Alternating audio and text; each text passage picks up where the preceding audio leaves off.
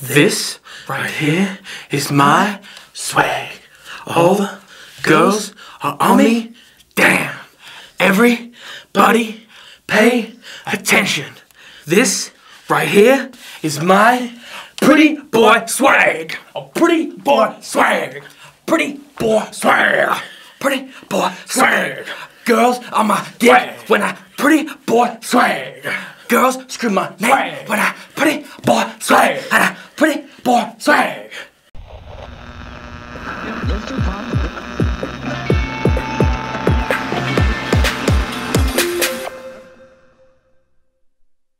So, new track from Beyonce, aka Bey, aka Bianca Donk. Bianca Donk! So, much like a lot of Beyonce's most recent work, 7-Eleven, Drunk in Love, this was a big old trap number.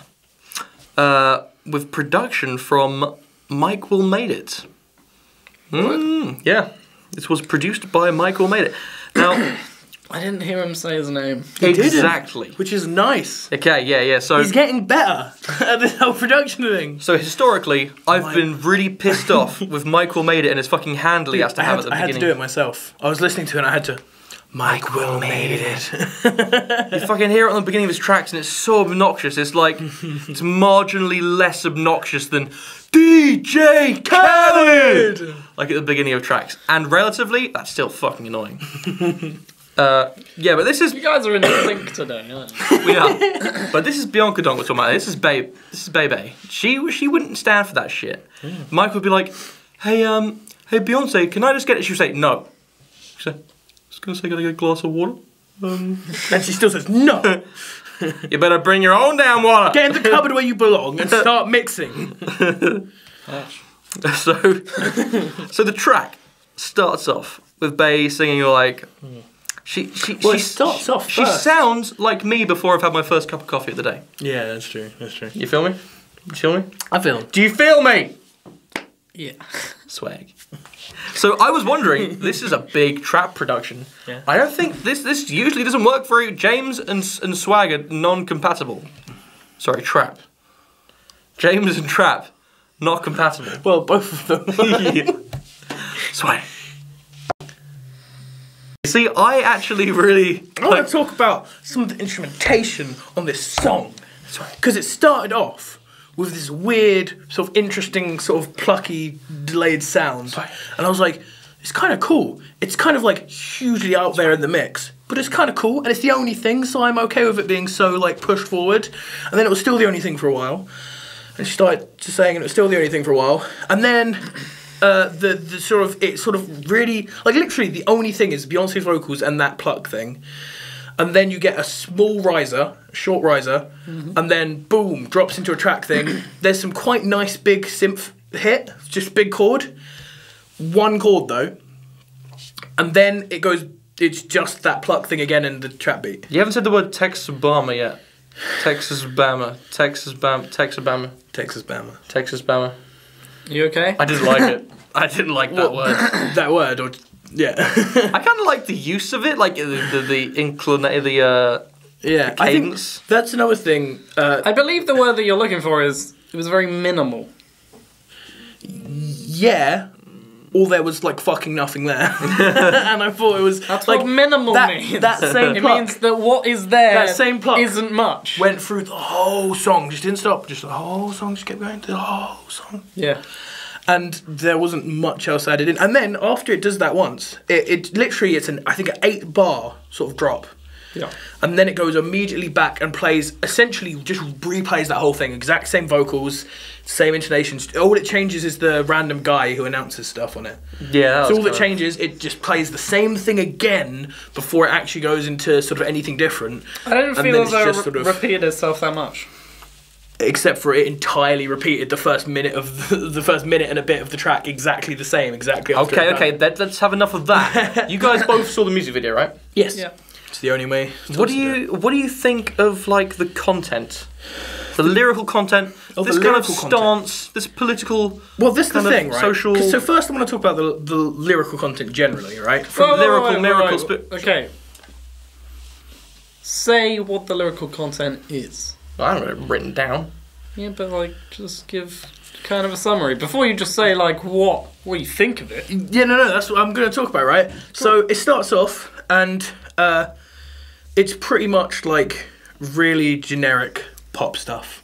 Lots of swag, lots of shit like that. The quote I took from it to sort of explain how this song is when he fuck me good, I take his ass to Red Lobster.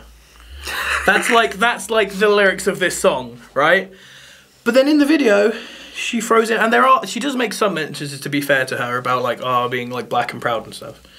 But in the video, she throws in a load of stuff, like just random bits of Martin Luther King and Black Lives Matter protests and stuff about hands up, don't shoot and all that sort of stuff. And I just thought sort of like, it doesn't feel like legitimate, you know what I mean? Like it's not like if Kendrick, I almost called him Kandre. If Kendrick put that stuff in one of his videos, it'd be like, yeah, this fits perfectly. But I feel like Beyonce isn't the sort of person who speaks out a ton of lot about issues like that. Well, she's just like, yeah, I'm big and powerful and rich, and I got swag, and I got this Gucci purse and this big dress. For me, what I was getting from it was like, just reminding you guys, I'm black. I come from like, these are my roots.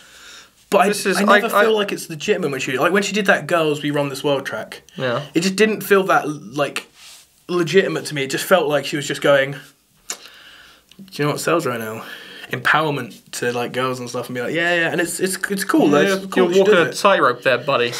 But like, but that's the thing. I don't think what she's saying is fine, but I don't think she ever says it in an interesting way. Personal opinion, I thought that track was great. What, "Girls, We Run This World"? Yes. Is that actually legitimate? I actually do like that song. I thought that was the worst song she's ever made. I thought it was awful. I'm sure there's Who Run the World? I'm sure there's probably a song on one of her albums that no one listens to because it's shit. That's maybe true. But yeah, I thought this song, like, it was so like simple and just like nothing that much happened. It was just the most generic boring trap. Well, for me, it was like I thought this was like stooping to a low. Like, I got hot sauce in my bag swag. I feel like this is the most polished, dodgy trap coming from the States. Like, it reminds you of the kind of ridiculous stuff that I used to like but never took seriously. Stuff that just goes swag, swag, yeah. swag. That's the thing. I think it's polished in that way where like it's clearly produced well. Like everything about it is big in the right way and stuff because she can afford like the best like pop producer in America or whatever. But it's never like interesting in any way like that. And it's like you listen to like Bauer and something and you get like this like interesting like minimal super cool trap stuff. And with like Beyonce, she's just like it's just taking it down, or Michael made it, I guess you could blame it on. Just taking it down to its most simple form and just gone, there it is. Super minimal, and I feel like it's so minimal just so it like cannot possibly offend anyone. I feel like the same with Run This World. It's just made so thin so that it can't possibly offend anyone. And like I said, like I think Beyonce, her singing is good, her performance of it is great, but what she's saying is just so pop empty bullshit. Okay. Anything else you'd like to add before we do scores, James? Yeah, I'd like to add quite a lot because I liked it. James liked a trap song. This doesn't happen. Are you telling me the truth? Yeah. You like this? Yeah. And are you gonna try and tell me this isn't just generic trap? Yeah. Because it was incredibly minimal. It was just. Oh my lord! It was. It was fucking it's minimal. Generic trap. It's taken trap. Hey, whoa. I just sat there music. like 8 minutes to listen to your shit. Now you gotta listen to my shit, okay? James, So your interpretation of trap is like an enigma wrapped up in a mystery. You keep using that word generic. I'm not sure it means what you think it means. So, starts off with something very simple. Just a very simple sound. And over the top of this, she starts talking. And then kind of ups it a little bit and kind of verges on rapping a little bit. And then it kind of gets more pumped up and then it drops immediately into like a pop trap song. And I thought that was fucking awesome. I thought that transition from just this one sound to suddenly this full sound, which admittedly there's not a lot going on in there, but you get this full produced sound in there from just a small transition, and then she starts singing, and it becomes a pop track. And the lyrics of pop songs, I think it was a pop track for the whole time. Okay, well, the lyrics in pop songs aren't always incredibly well thought out, interesting stuff, but I thought this was verging on more of like taking influences from conscious hip hop and them talking about these subjects and putting it in a pop song for a pop audience. I don't think she talked about any subjects. Like, I don't think she actually talked about anything. No, but there were references too. You don't get that in like the video, an Adele song. In the video. I don't think in the lyrics there were really any references to it. She just said, like, I could be the Black Bill Gates. That's as close as she got as ever being actually conscious about anything. She just said, I'm black and successful. To an extent. Yeah, like, entirely. But at the same time, you just At least Kendrick Lamar actually said the words. Yeah, I'm black and successful. Yeah. I'm not saying this is anywhere near as good as Kendrick Lamar. Oh, yeah, I'm just saying that compared to what the content of most pop songs are, the lyrics were somewhat more in tune with what she was actually caring to talk about. I thought the attitude that she put across throughout the whole song was good, and I didn't think that it was repetitive. I didn't think that when it changed to something which was still slightly kind of different in the sense that hang on, what am I trying to say here? So it was all the same style. It transitioned into something which was not as big full pop as it was during the first verse, and then it kind of went back to the intro, but obviously not exactly the same as the intro, because the intro was just like her talking, and that's it. Yeah, but it did go back to that. If you listen to the song, it has literally the first minute and a bit are exactly repeated, and then it does the absolute most generic trap thing, where after that first bit of having the verse, it goes into a second section of the drop where it's slightly bigger and has more of the high end in, and then it goes to a like trap break where they lower the 808s like half an octave.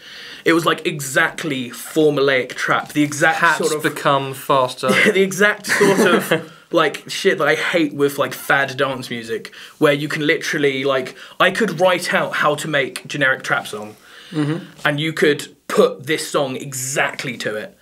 And all it was for almost the entirety of the song was that one pluck, which was a cool sound. It was a nice sound, it was well produced. But it was just that constantly. And then trap comes in, big 808s. Good 808s, big, full. I mean, boring, not used in any interesting way, used in the most generic trap way you could. But that's fine, it's just a drum beat. And then it had that synth came in, I was like, oh, I really like the synth. And then it just played a chord and then wasn't there. And it was just 808s and that lead. Okay, I felt like we've talked about this song enough now. So I'm going to go for marks out of 10, starting with Kavanagh. Strong 6. Okay. And the G-Man Meister. Strong 4. Oh, this is interesting, because I was going to go for a 5. Not strong, not weak, just a plain old 5. Yeah.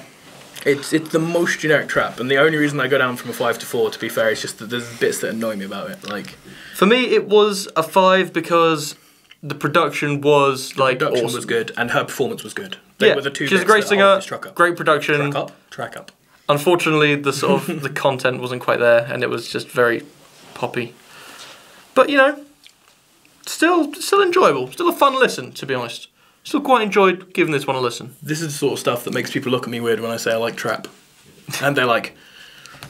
And I'm like, no. Like, good. Like, there's good bits of the genre, honestly. Okay, well, if you like the video, give us a thumbs up. If you want to talk to us, tweet at us, you know? And if you want to hear about good trap, wait until a week or two on when we will be reviewing Bauer's new album. Which will be sweet as a nut. His debut album, even. Not even just new. It might be shit. It could be. I'm not going to rule out that possibility. It might be shit. I'm not going to rule out that possibility. We can't guarantee good trap to people. We do not guarantee good quality in anything we do. This was a solid 4. Goodbye, everybody.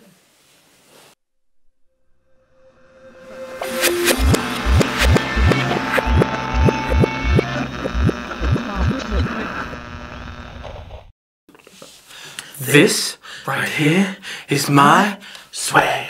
All the girls on me? Damn.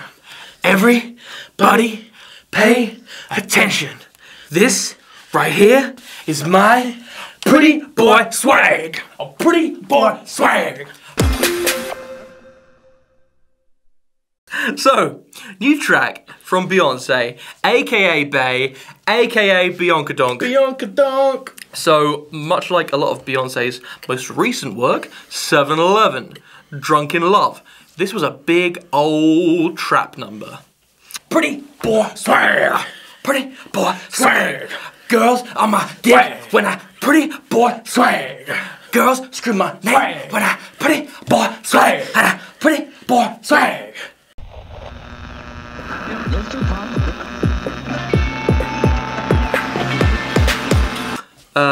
With production from Mike Will Made It. Yeah, this was produced by Mike Will Made It. Now, I didn't hear him say his name. Exactly. Which is nice. Okay, yeah. So He's getting better at this whole production thing. So historically, I've been really pissed off with Mike Will Made It and his fucking handle he has to have at the beginning. I had to do it myself. I was listening to it and I had to. Mike Will Made It. You fucking hear it on the beginning of his tracks and it's so obnoxious. It's like, it's marginally less obnoxious than DJ Khaled! Like at the beginning of tracks. And relatively, that's still fucking annoying.